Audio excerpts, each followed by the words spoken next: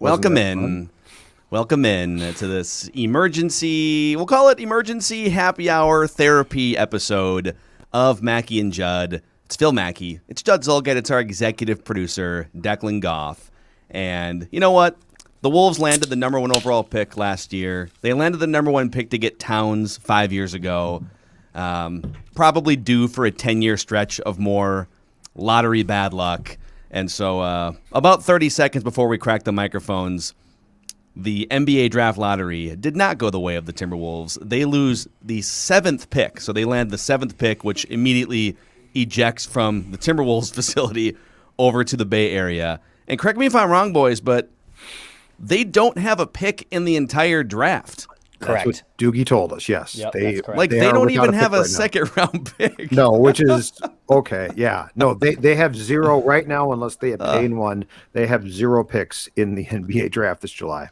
Amazing. So, well, we're live right now on the Score North YouTube channel, where you can find us every single day, episodes of Mackey and Judd, The Scoop with Doogie, Judd's Hockey Show. We also have the Purple Daily YouTube channel, too. Podcast, YouTube, scorenorth.com. Those are all the places you can find Mackey and Judd, Purple Daily, and Royce and Chain Scoop with Doogie. So I guess the biggest question here is, was it worth it to get Andrew Wiggins and that contract out of the organization? Because now the trade is finalized, right? It's the 7th overall pick in this draft, and Andrew Wiggins for D'Angelo Russell, who's mostly been hurt for the better part of the last year and a half. So was it worth it now that we know what the actual price on that trade was?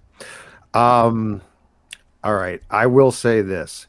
I think in all fairness to the trade, the jury remains out until we see Karl Anthony Towns, D'Angelo Russell, and Ant Edwards all play together for an extended period in Chris Finch's system, which I think is probably going to be a pretty sound system. They've got to get a training camp. They've got to get a ton of practice time. So I don't think it's fair to jump to conclusions and answer your question right now and pound the table and say, absolutely it was, or no, it was a terrible trade. Until we actually see those three and the chemistry that they have, provided that they all stay together into the 2021-22 season, I think the only fair thing to do is observe at least the first few months of next season and then make that judgment, because Towns and D'Lo have played really, in the big picture of things, so little together by this point in time. I don't think we can really say that yet, but do I like what they were thinking still? Yes. I think Doogie said that this draft had like 5 really good prospects too. So 7 probably was not going to get you a great player as well. So I'm going to allow this to marinate. I'm going to allow Finchy to get his hands on the boys and do some cooking with them. And then I will get back to you at some point next season when I think it will be really way more fair to answer the question. Well, and by the way, I'm trying to monitor this. Looks like the Detroit Pistons landed the number 1 pick. I see Ben Wallace on the screen talking to Rachel Nichols here. So. Wow. Blast from the past there. Yeah, Ben Wallace. Dude, Ben Wallace has the gray hair. He looks like Bill Russell. Yeah. He looks really old. Bill Russell 35 years ago. No, like Bill Russell like 20 years ago. Bill Russell doesn't look that. Ben Wallace looks good. So, according to Shams, Detroit, Houston, Cleveland, Toronto, your top 4 picks. I mean, just to answer your initial question, if you can get Andrew Wiggins off your hands and the Golden State Warriors end up only getting the 7th overall pick in the draft out of it, and by the way, the Timberwolves keep their pick wherever it may fall in 2022. I mean, not the worst case scenario, but also the top 3 prospects in this draft are supposed to be game changers. So kind of a time will tell situation, but I don't think it's a ball-breaking situation necessarily for the Timberwolves yet. Yeah, was it worth it? Honestly, I'm going to say yes, because, and I know like Bay Area, like Warriors fans are going to destroy us for this, and I'm sure a lot of Wolves fans are going to destroy us for this, but the reality is they weren't doing anything with Andrew Wiggins and that contract. Like the version of Wiggins that you think broke out with Golden State, and by the way, broke out. All right, like he scored 15 points, 16 points, and you know, he's not a number 2 option on any team that hopes to do anything in the playoffs. He's like a 4 or a 5 if he's in the perfect system with the perfect structure and teammates. Awesome, good for him. That wasn't the case in Minnesota, so he had to go. He was clogging up the team's salary cap. He wasn't exactly the best like leader culture guy either. He wasn't a cancer, but he liked to play video games and hang out and be quiet. Like he wasn't a max player in any sense of the word, right? So you had to move on from him, and it was always going to cost you something. I was kind of shocked that they were able, even giving up a first-round pick, to get D'Angelo Russell back in return. So, but I think the part that stings the most is up until about a month to go in the season, they were on track to have not Houston bad record, but the top 3 worst records have the same percentage chance to land the number 1 pick. They would have had a greater percentage chance to keep that pick. Now, it never would have been more than 50%. So they always had a better chance of losing that pick. So I think like when you say Declan, well, they only gave up the 7th pick. I think people are thinking back a month before the season ended, thinking, well, could they have pumped the brakes on winning some of those games and given themselves a better percentage chance to just flat out have a top 3 pick and then give the pick away in a future season. So there's so many what if games. My biggest takeaway from the end of this season, though, is they were on the right track. Ant Edwards looked amazing. D'Lo, I think we all thought D'Lo was going to maybe sabotage the Ant Edwards momentum and was just going to come in and play D'Lo, hog the ball. He was a great distributor. He was a great team player. Doesn't play any defense. None of those guys play defense. And Cat blossomed too. So really, like the biggest hope to cling to Wolves fans is that Cat, Ant, and D'Lo take the momentum they built at the end of the season and carry it into 2021-22. And maybe they can swing a trade for like a Miles Turner and just add some more depth to this team. But it definitely stings to not have a draft pick at all in this draft. Yeah, and this hurts far more if I think that they had gotten the 4th or 5th pick, because then you're losing a really good player. At 7, it's going to be a good player, but it's not going to be a great player. I think the top 5, so if you had gotten a top 3, you obviously keep that pick. If you had gotten 4 or 5, I think it hurts a lot, because then that would have been a player that could have probably stepped in immediately next season and helped you. But because it's 7, it doesn't hurt as much. But yeah, I mean, if you go through the draft process now, guys, the last couple of years, Ant is clearly a hit. I mean, I think Ant's going to be a really, really good, solid player for a long time, if not a superstar. But there is no question right now, the Culver pick comes back and bites you.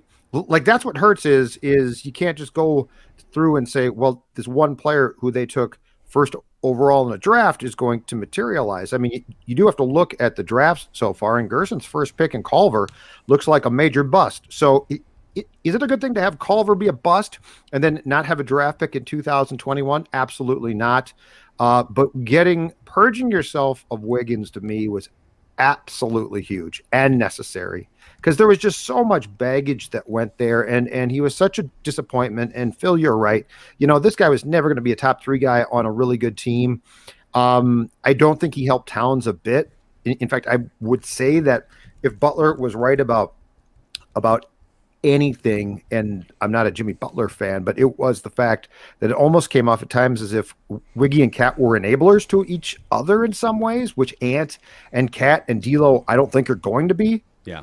So yeah, I think that since it's the 7th pick, I wouldn't be ecstatic if I'm a Wolves fan, but it would be a lot harder to take if they had landed the 4th pick and it's like, oh my God, that's a really good player, and that guy goes to Golden State. Yeah.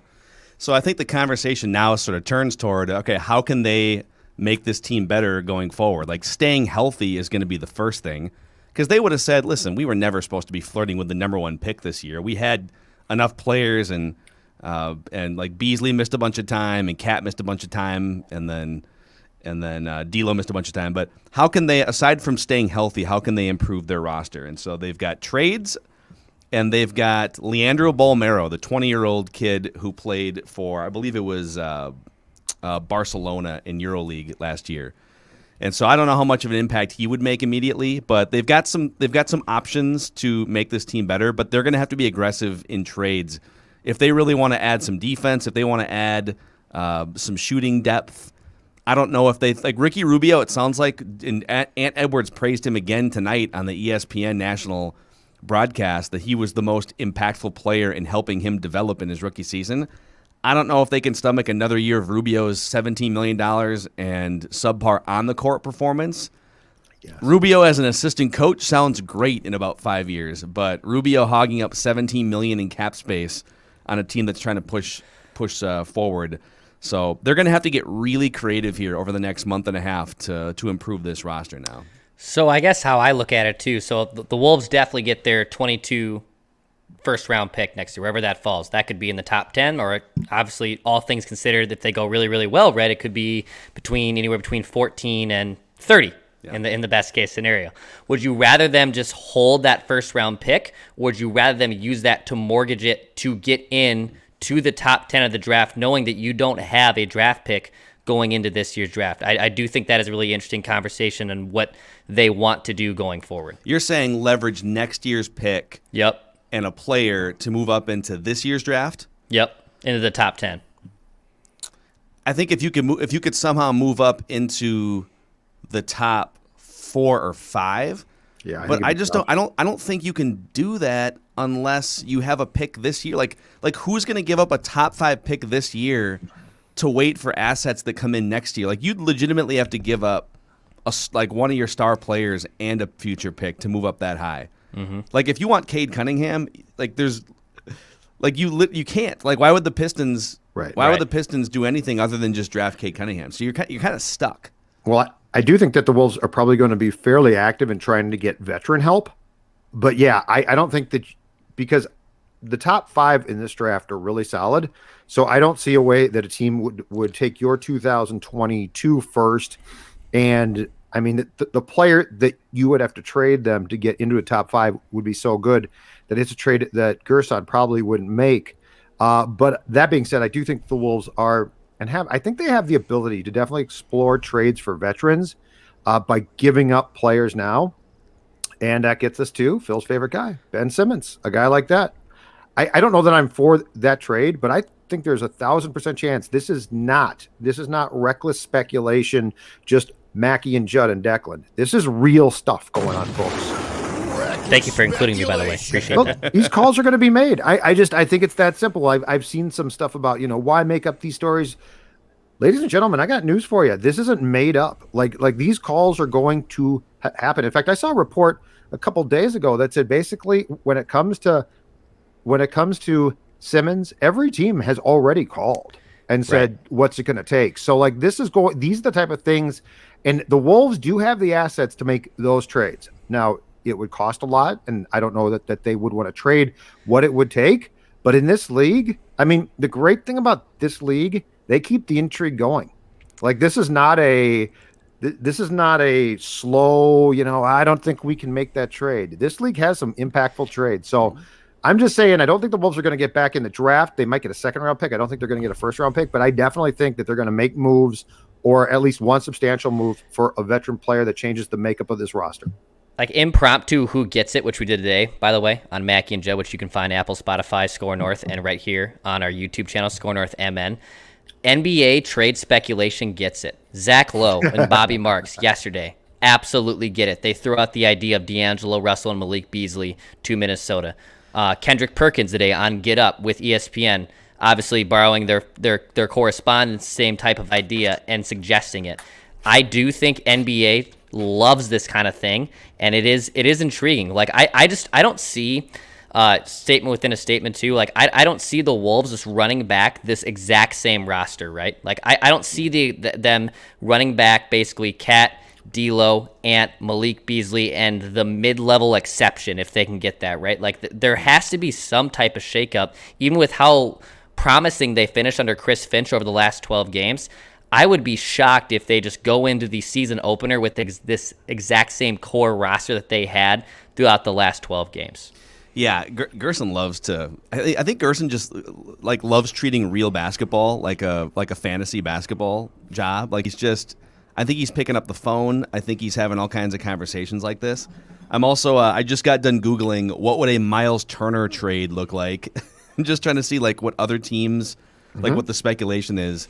zonecoverage.com, which is a Minnesota sports blog, they have with the ESPN trade machine, and then I'll get back to that Ben Simmons thing that you guys threw out too. But and by the way, Miles Turner would be a complement to Cat. So you'd have a guy that can be a rim protector who can play inside. He can also shoot a little bit. I believe he makes about $18 million and has 2 or 3 years left on his contract. But Sure. This particular offer is Malik Beasley, Naz Reid, and then a top 5 protected 2022 first-round pick. I got to brush up on some of my NBA trade rules. I know that for a long time they had a rule in place that you can't trade first-round picks in back-to-back years that would leave you without a first-round pick. Like you have to get you have to have a first-round pick. From Cleveland, Yeah. Lottery Cavaliers. protected or something. I think even that has something to do with it. But could you swing this trade after the draft would be Right. the question. I think you could just wait till the draft is over and then now that future year is in the past. So there's ways around that. On the Ben Simmons front, because the deal that was, and we did a breakdown of this too, like Declan said on the Mackey and Judd show earlier, but this idea of trading D'Lo and Beasley for what would be Ben Simmons and then some other piece, like you'd have to get some other chunk of salary back. I actually cringe a little bit more at the Beasley part of it, which sounds crazy because D'Lo's a better player, but Beasley is such a sniper shooter. And you can like that dude, and he's like a 20 points per game guy too. I don't know on a team that has Ant taking 15 to 20 shots and Cat and D'Lo. I don't think he's going to take as many shots as he needs to get to 20 points. But I don't know. I think like it just feels like a steep price to throw him and D'Lo in a deal for a Ben Simmons or anybody that you'd be trying to trade for. But listen, like these are the types of things that they're going to have to explore.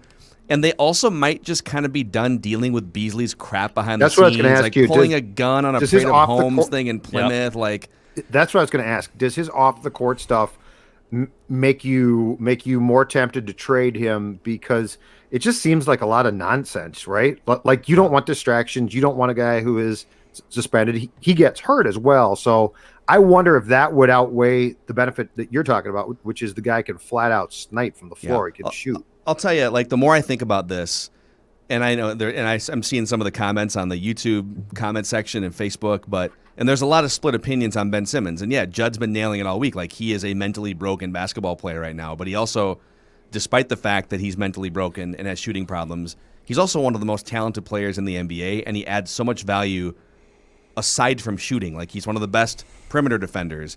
He can guard any position on the court. He can rebound. He can pass. He can do all these things. And so I would explore that. But I don't think it's realistic. Like there's going to be so many teams looking to buy low on him. Portland's going to be interested, I would think. There's going to be all these teams interested. I really, really, really want to see the 3 young star players for this team healthy and for as much of a full season as possible.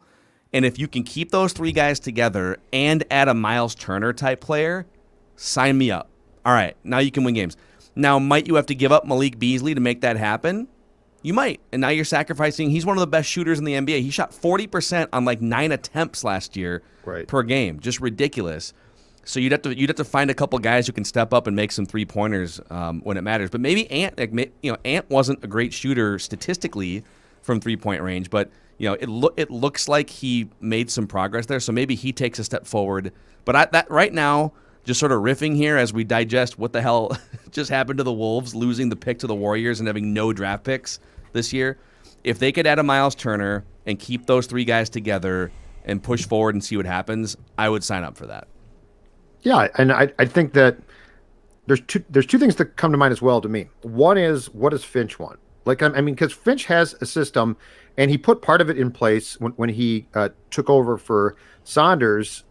But you know what? He didn't put the whole thing in. There's no way possible, right? Mm-hmm. So part of my question to the Wolves would be is, what's the system going to end up being, and how close did you come to actually getting to that this past year? Because again, that's where training camp and all the practices that they didn't have in the pandemic shortened season are going to be valuable to them, because I think we're going to see systematically, I think we're going to see a far different team in some ways. And hopefully that also shows that defensively there will be time to work on things, which they didn't have. So that's my first question. I saw in our YouTube comments this was put up as well, and this is a really good question because I don't know the answer. When it comes to anything involving D'Lo, how involved is Cat? Like, how tight are they?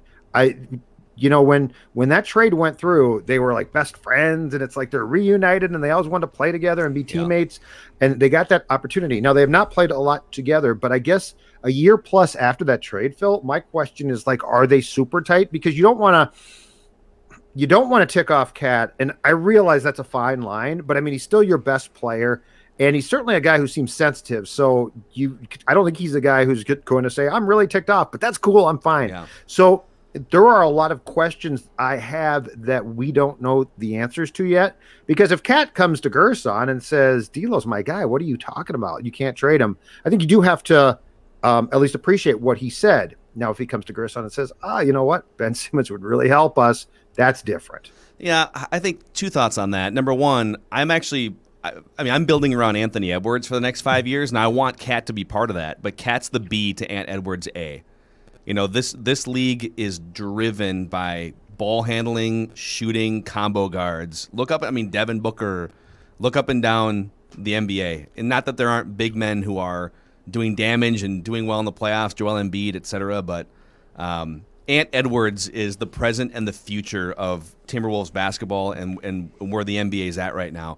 Mm-hmm. And Cat is too, like big dudes who can shoot threes and he's one of the more uniquely talented big men. But I love Ant's demeanor, his personality, his upside, everything. And so I'm not paralyzed by – I'm not going to walk on eggshells around Karl Anthony Towns every time there might be a personnel change.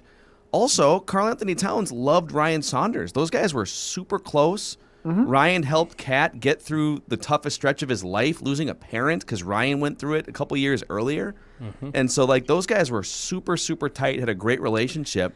And about 3 weeks into the Chris Finch era, Cat's on these media Zoom calls just saying, listen, I love Ryan, but boy, Finchy's bringing some great X's and O's to the table. I can get behind this. This is great. So I think if you're presenting, I think Cat wants to win.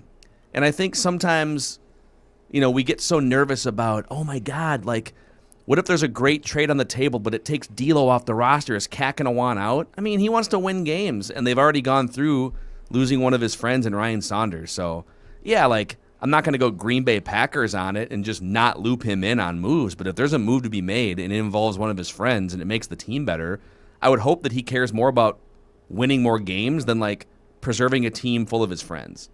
So, he'll also make new friends. It'll be great. Maybe he'll become friends with wants to make new friends? Miles See, Turner a guy like and me Ben doesn't want Simmons. to. I don't want new friends. I don't want to trade for no trades. I'm good. So I'm good with where I am. So if you guys could go back, right? Let's say they didn't make this trade for D'Lo. It's now 2021, and the Wolves have, I don't know, the 6th or 7th pick in the NBA draft with not D'Lo. Do you feel better about that trade today than you do going back now almost, a year and a half ago when they made the trade for D'Lo? So the trade's not made? The trade's not made. It's Golden State? Yep. So the and trade's not made. Wiggy?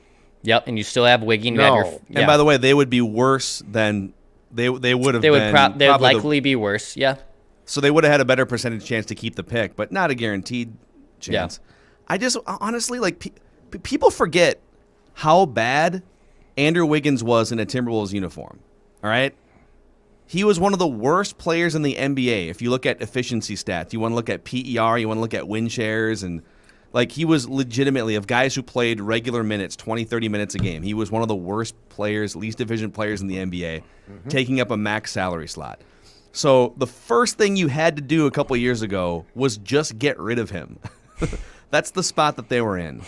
So I don't know. I know that now that this is all settling in and they just gave up the 7th overall pick and Andrew Wiggins for D'Lo, and Warriors fans are going to say, even without the 7th pick, we'd rather have Andrew Wiggins than D'Lo. Well, of course you would. He's a better fit for your team because you already have Steph Curry handling the ball, and Klay Thompson's coming back. So it's a great fit for Golden State.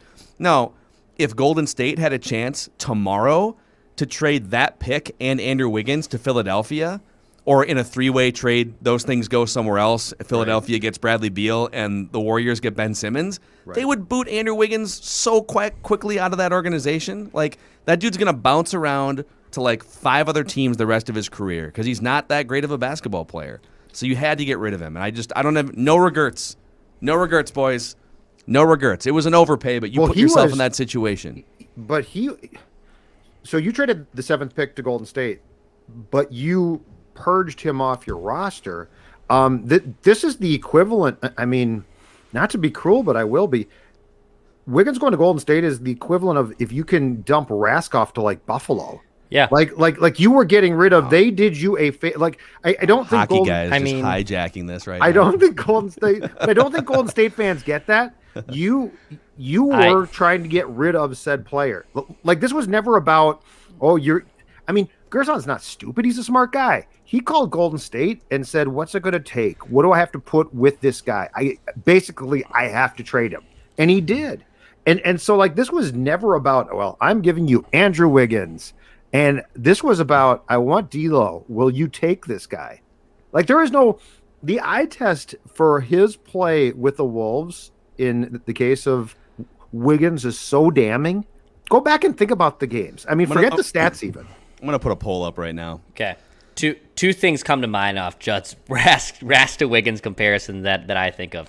Number one, Andrew Wiggins was, and this is so sad to say, but Andrew Wiggins was automatically a better talent than Victor Rask from day one, and it's not even close.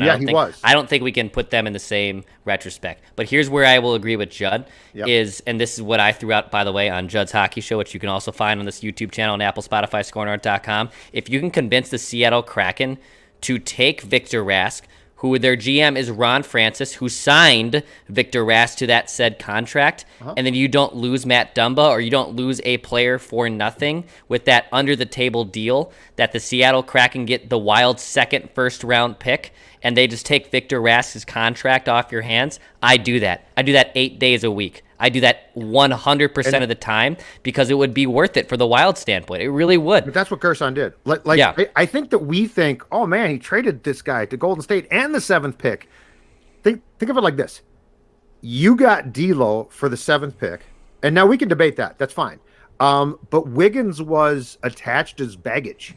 Like, you put him in the baggage portion of the plane and shipped him off, which is smart. Andrew Wiggins was never going to be part of a successful team here. He just wasn't. I mean, Phil, you talked to him. He looked you in the eye. You and Glenn Taylor, and said, "Oh man, I want it. And you looked at it and you're like, "No, you don't." And that's fine, but you don't want it. He doesn't. He's a perfect fit. Not a bad guy. Under the radar in the Bay Area. Steph Curry, Draymond Green, Klay Thompson. Like, he could just sort of, and then when the team least expects it, he can pop up and score 40 points, and it's a pleasant surprise. Like, in Minnesota, he was being asked to score 40 points to save the franchise, and he wasn't capable of doing that on a regular basis. He wasn't a guy that was going to wake up in the morning and just be obsessed with being the best basketball player he could ever be. And so it was kind of checkmate here. Like, I don't know what you were supposed to do. Like, anyone who says, "Oh, it was a mistake to trade Wiggins," put yourself back in the shoes of yourself as a Wolves fan 2 years ago, 3 years ago, and how frustrating it was watching Wiggins mail it in 4 out of every 5 games and just put up 21-foot bricks every single night, right? Like, all right, here's all the analytics. Here's the shot charts. Here's where you shouldn't shoot from. Got it, coach. Okay. Clank, clank, clank. Like, remember those nights. Yes. I mean, and he wasn't going to change. And the problem, too, is he was actively regressing here. He was regressing year by year by year, and it was maddening because he would have good games, and I'll always go back to that first game against Cleveland, a motivational game, and it's like, dude, that's not how this league works. I mean, 77 votes. So early votes in the early polls. I'm shocked by this. Early polls. Who was the normal guy on election night that was doing all the crazy? I'm about to say, I was trying to figure out who was John King on CNN, and then Steve, what's his name? from NBC. Yeah. So Steve Kornacki. We're all this, and hear this. Here's what's happening. But currently 152 votes in. Yes. It was worth it to, or 73% say yes, it was worth it to say goodbye to Andrew Wiggins. Wow, yeah. So Andrew Wiggins and the 7th for D'Lo, worth it. I'm actually shocked. So 3 out of every 4 people are saying yes. It was right. So Yeah. It's absolutely right. Johnny Ash says on the YouTube comments, got to wait for the mail-in ballots. Yeah. Yep, that's right. This is Okay, true. This is Edina also true. and Eden Prairie are in. Still, we don't have Woodbury yet. We're still Orno are counting by Mound? hand. Yeah. And so, yeah. We're waiting on Mound. Mound is a very important area. It's Keep way in out mind, west. this one area of Minneapolis, St. Paul is going to be a This big, is what's big, going to big really one. decide it. That's what's There's a really lot gonna of Andrew Wiggins fans Yeah. over here in the Southwest Metro basketball country. Okay, and those are going to come in later tonight. Yep. So I don't know.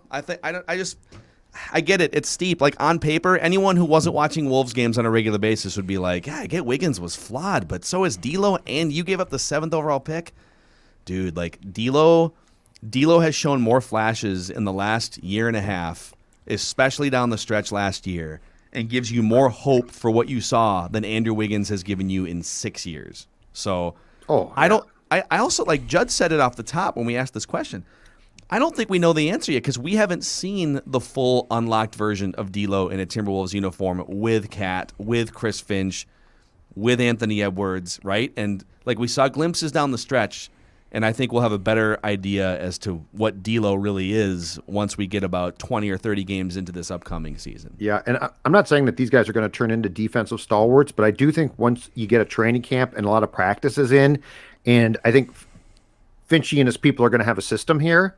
I don't think it's gonna look as bad. Mm-hmm. Yeah. So, all right. Well, we should save some of our takes for the main show tomorrow. We'll have some write that down predictions as well. Any final thoughts from you guys? The Wolves had kind of a wah-wah night here. I will say there've been like I see NBA Twitter like Worldwide Wob. Everyone's like, oh my god, like checking on your Wolves fan friends, buddy. Why?